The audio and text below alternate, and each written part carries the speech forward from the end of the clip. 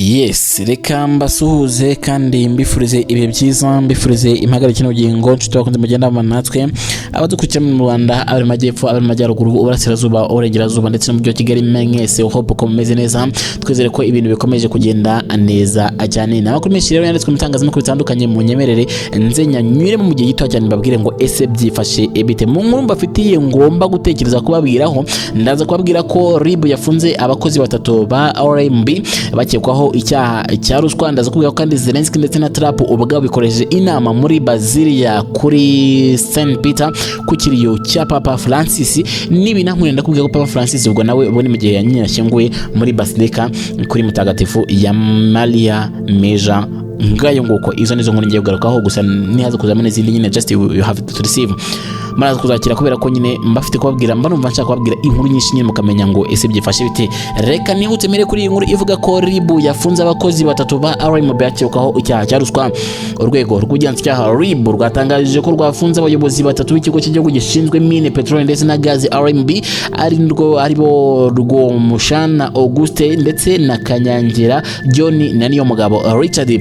Abo bakozi kandi bafunganywe kandi n'abarwiyemezamirimo bane bakekwaho kuba abafatanyacyaha mu byaha bakurikiranyweho birimo ruswa, gukoresha ububasha bahabwa n'itegeko mu nyungu zabo bwite, kwigwiza umutungo ndetse n'iyizandonye. RIB yatangaje ko uko ari barindwi nyine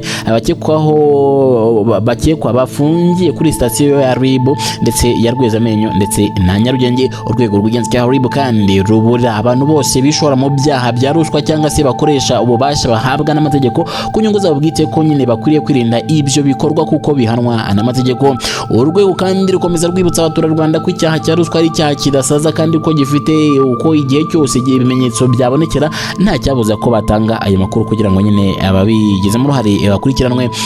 Hanyuma rero twerekeje mu gitabo cy'amategeko, itegeko nomero 54 akarongo kaberamye 2018 ryo kuwa 13 z'ukwezi kwa 8 2018 rigenga kurwanya ruswa n'ibihano ku muntu wese urya cyangwa utanga ruswa, umuntu wakira cyangwa utanga ruswa nk'uko bikubiye mu ngingo ya 4 ya 5 abakoze icyaha. Iyo bihamijwe n'urukiko rero ahanishwa igifungo kiri hagati y'imyaka 5 n'irindwi n'ihazabu iri hagati ya miliyoni 2 ndetse na miliyoni 10 z'amafaranga y'u Rwanda. Iyo ruswa ifite ingaruka zikomeye nk'iyo yateje nyine igihombo ku gihugu cyangwa se ku bantu benshi, igihano kiyongera kikaba igifungo kiri hagati y'imyaka 7 n'10 mu gihe mbere bwo yabaga ari 5 n'irindwi n'ihazabu hagati ya miliyoni 5 ndetse na miliyoni 10. Ubwo ikiyongereho ubwo wenda ni naho amafaranga ashobora gutangira ko mbere bayatengerera kuri 2 ku ngo batangira kuri 5.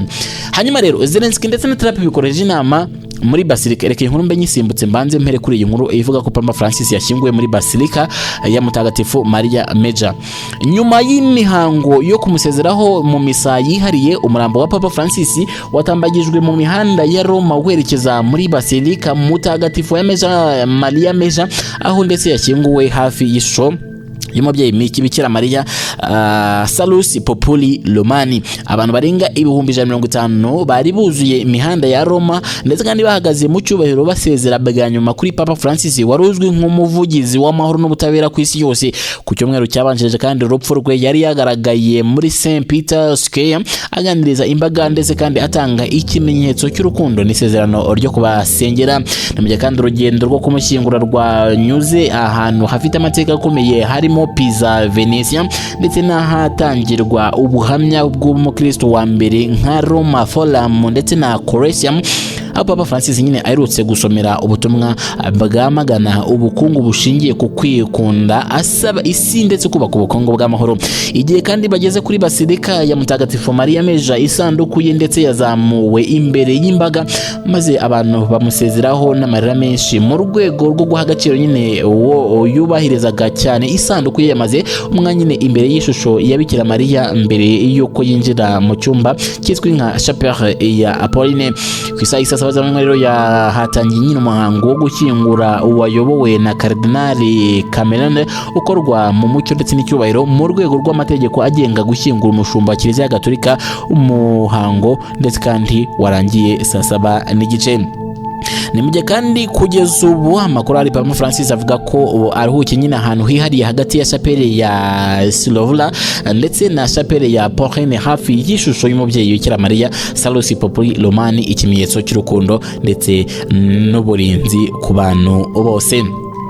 ahubwo none kamite ngaruka kuri ya nkuru ngubwire ko Zelensky ndetse na Trump bikoreje inama muri Basilica ya St Peter kuri kiriyo cya Papa Francis nyuma yo guhurira ku kiriyo cyo gushyingura Papa Francis. Donald Trump ndetse na Volodymyr Zelensky bafashe iminota 15 yo kuganira ahanini ku kibazo cy'intambara y'Uburusiya ndetse na Ukraine ikomeje kuba agatereranzamba. Perezida wa Leta Zunze Ubumwe za Amerika Donald Trump kandi na Perezida wa Ukraine Perezida Volodymyr Zelensky bahuye mu buryo nyine bugufi i Roma mbere y'umuhango wo gushyingura Papa Francis wabaye ku itariki 26 Mata 2025. Ni mu gihe kandi kugeza ubu iyi nama yabereye muri Basilica ya Mutagatifu Petero yafashe iminota 15 gusa. Umuvugizi wa White House Stephen yavuze ko ibiganiro byari byiza cyane kandi ko ibindi bisobanuro bizatangwa nyuma. Perezida Trump yavuze ko Kiev ndetse na Moscow bageze hafi y'amasezerano yo guhagarika imirwano mu ntambara ya Ukraine, ashimangira ko ibintu nyine byinshi by'ingenzi by'umwihariko byumvikanyweho nk'uko nyine ikinyamakuru Politico kibitangaza. Iyi nama yabaye mu gihe Perezida Trump kandi yari amaze kohereza intumwa idasanzwe Steve Witkoff guhura na Perezida w'Uburusiya Vladimir Putin i Moscow. Reka nihute mite nkubwira ko ubutabera yavuze ati ubutabera buri hehe we. Nayo Bonga avuga ku ntsinzi ya APR. Ni nyuma yuko APR inyagiye Rutsiro FC ibitego 5-0 mu mukino w'umunsi wa 26 wa shampiyona w'umutoza nyine wongera imbaraga nyine muri Rayon Sport. Ayobonga ndetse Rebitsa yavuze ko nta butabera bwabaye muri uyu mukino. Kuri uyu wa gatatu ndetse kuri uyu wa gatandatu nibwo hakomeje imikino nyine y'umunsi wa 26 wa shampiyona y'icyiciro cya mbere y'umupira w'amaguru mu bagabo. Umwe kandi mu mikino yatunguye benshi bitewe n'ibyavuyemo no APR yatsinze mu Rutsiro ibitego 5-0 kuri Stade Umuganda. Abakinnyi kandi batsindiye ikipe y'ingabo harimo ni Jibril Watara, Ruboneka Bosco, Denis Omedi, Lamine Ba ndetse na Victor Mbowama. Abicishije ku muyoboro we WhatsApp kandi status umunyafrika y'Epfo ushinzwe kongera imbaraga abakinnyi muri Rayon Sport ayitwa Ayobonga Rebisa yavuze ko nta butabera bwabaye muri uyu mukino. Avuze ati ibi birababaje ku bantu bakunda umukino w'umupira w'amaguru, ubutabera buri hehe mu irushanwa. Yakomeje agira ati ni gute wazahangana na kafu niba ukomeje ibi. Uretse uyu mutoza wavuze ibi kandi ku mbuga nkoranyambaga hakomeje kugaragara amagambo nyine akemanga itsinzi y'ikipe y'ingabo yabonetse kuri uyu munsi nyuma yo kubona amanota 3 kandi imbumbe y'uyu mukino nyine APR FC yahise isubirana umwanya wa mbere n'amanota 52. Reka nihutire no kuba mu magambo cy'ubwo APR FC yasubiye ku mwanya wa mbere. Nahita mwe ko igitero cy'abantu bitwaje intwaro cyahitanye abasivile 12 ba Nigeria kuri uyu wa gatandatu kandi igisirikare cyavuze ko igitero cyagabwe n'abantu bitwaje intwaro mu burengerazuba bwa Nigeria cyatanye abasirikare 12 mu gace k'umupaka hakamaze igihe nyine kikaberamo ihohoterwa rikorerwa ndetse n'intagondwa rikorwa n'intagondwa. Ku wa gatanu igitero gitunguranye cyagabwe mu mutwe w'igisirikare hafi y'umudugudu wa Sankoria hafi y'umupaka wa ndetse na Burkina Faso nk'uko igisirikare cyabitangaje cyongeraho ko nyine hafashwe babiri bakekwaho kubigiramo uruhare. Cyasobanuye ko kandi abagabye igitero hari abaterabwoba ariko nticyari cyavuga itsinda ryabigizemo uruhare nk'uko nyine iyi nkuru dukesha Reuters biro n'amakuru by'Abongereza ikomeza ibivuga. Mu kwezi gushize igitero cyagabwe ku mutwe w'abajihadiste ku muvuduko nyine wo muri ako karere ndetse ku mupaka ndetse cyahitanye abasivile 44. Ingabo zashinje kandi icyo gitero leta ya Kisilamu muri Sahara ndetse cyangwa se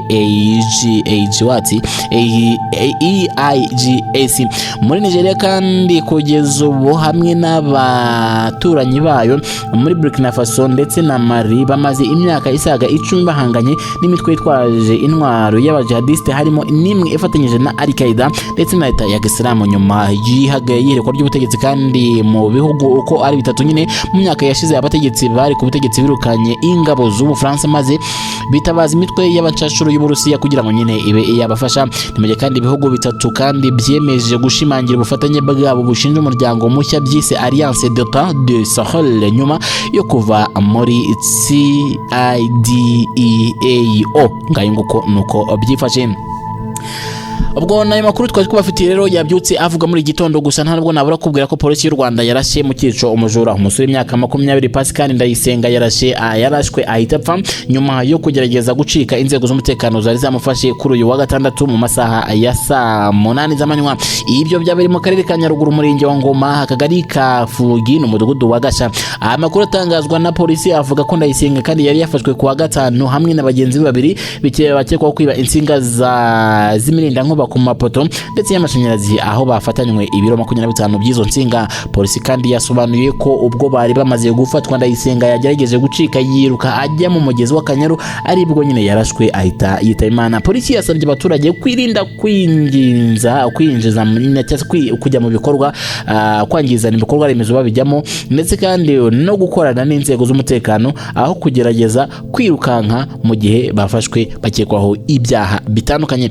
Hanyuma rero kamashimire cyane nshuti wakunze mugenda bana natwe gatanu kujyana mu Rwanda ari majyepfo hirya no ku isi babwira ko amakuru yo kuri Trend Nova TV aracyakomeje. Mukomeze mukande subscribe kugira ngo mujye mubona amakuru yacu. Mbibutsa ko mwanakanda kuri X naho mwadufollowinga Trend Nova TV washaka kujya muri group ya WhatsApp ubundi ugasiga nimero yawe muri comments. Ndabashimiye.